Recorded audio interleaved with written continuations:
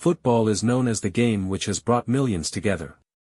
It is the most global sport on the planet, mainly because of its simplicity and the fact that you can play the game with very few resources. At the professional level, it is a fiery and competitive game filled with big egos and differences of opinion, so it should be a little surprised that some players have developed mutual contempt or even hatred of one another. Women, politics and racism are three of the most common themes of hatred between soccer players, as well as some seemingly less serious disputes. Opposing teams and players getting aggressive and starting a fight, on or off the field, is common, but fighting between teammates doesn't happen often. Here are a few teammates who didn't like each other. Number 1, Mauro Icardi and Maxi Lopez. Icardi and Lopez's feud has nothing to do with football, but more to do with the fact that Icardi stole Lopez's wife from him. The striker pair were teammates at Sampdoria when Icardi entered into a relationship with and later married Lopez's wife, Wanda Nara. Lopez has since refused to even acknowledge his former teammate's existence on both the football pitch and in his children's lives. In 2014, when Icardi and Lopez faced off against each other for Inter Milan and Sampdoria respectively, Lopez refused to shake his former teammate and friend's hand. Number 2, Oliver Kahn and Jens Lehmann. The duo were major international rivals. They often featured in the same German national squad throughout their respective careers, fighting for the number 1 jersey.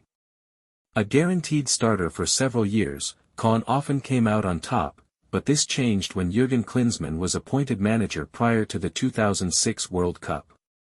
Lehmann took his rival's spot, and Kahn was furious, openly attacking Klinsmann's decision in the media. The outspoken Jens snapped back, and the war of words grew increasingly personal.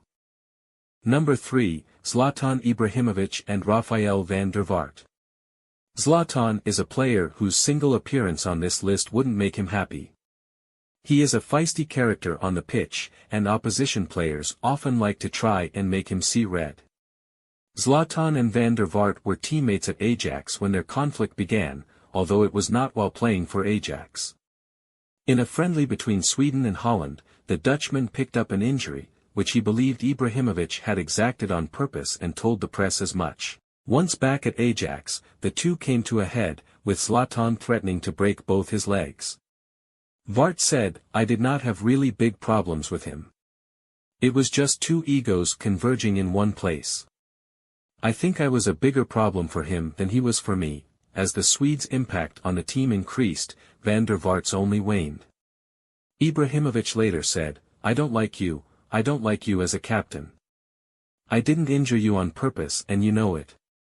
If you accuse me again, I'll break both your legs and this time it'll be on purpose." Number 4, Andy Cole and Teddy Sheringham.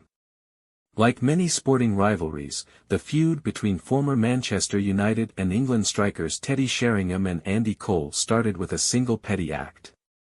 Cole is about to make his debut against Uruguay and is a substitute for Terry. Cole reached for a handshake from Sheringham but was snubbed. Teddy didn't even make eye contact as he wandered off the pitch, and while this incident seems minor, it sparked 15 years of resentment between the duo. Cole said, "I would rather sit down and have a cuppa with Neil Ruddock, who broke my leg in 2 places in 1996, than with Teddy Sheringham, who I've pretty much detested for the past 15 years. Number 5, Gerard Piqué and Alvaro Arbeloa.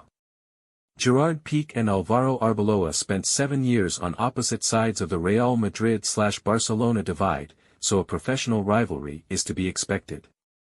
El Clásico is one of the most famous and hotly contested games in world football. The duo won the World Cup together in 2010, and the European Championship 2 years later. Piqué has stated that he never got on with Arbeloa while teaming with him internationally.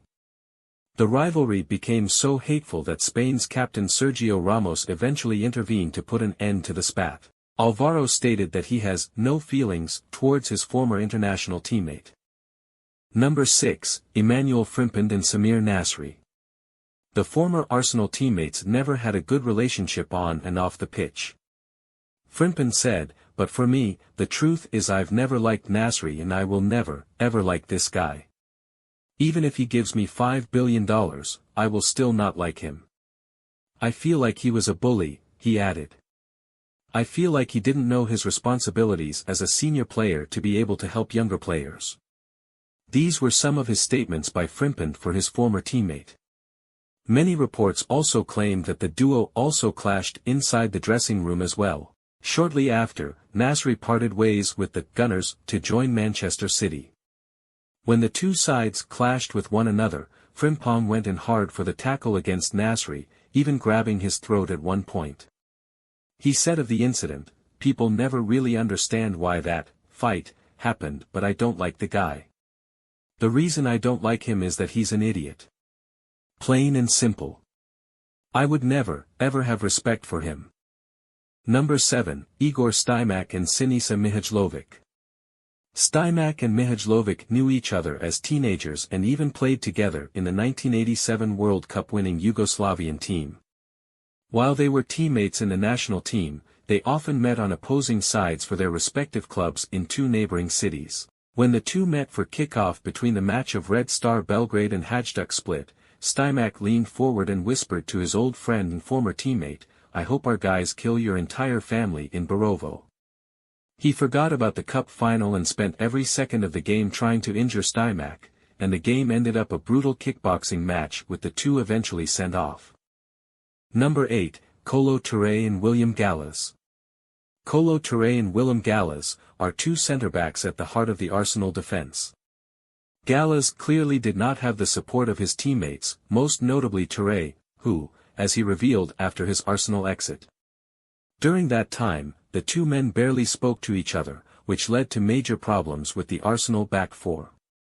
Touré opened up on the bad blood between him and his French counterpart. "When you play with somebody and you don't even talk to each other on the pitch, it's really difficult," he explained. "Me and Gallas, we didn't talk to each other at all. One of us had to go and it was me. It was coming down to me really because I didn't want to put the team in a difficult position, so I was the one who said I wanted to go." This, however, made it extremely hard for the Gunners to have a go at either the Champions League or FA Cup with their defenders refusing to communicate. Number 9, Robert Lewandowski and Jakub Blaszczykowski. Robert Lewandowski is one of the most effective and best strikers in the world at the moment. His first few days into German football came with Borussia Dortmund, who he signed for in 2008, linking up with future Poland international teammate Jakub "Kuba" Blaszczykowski in the process.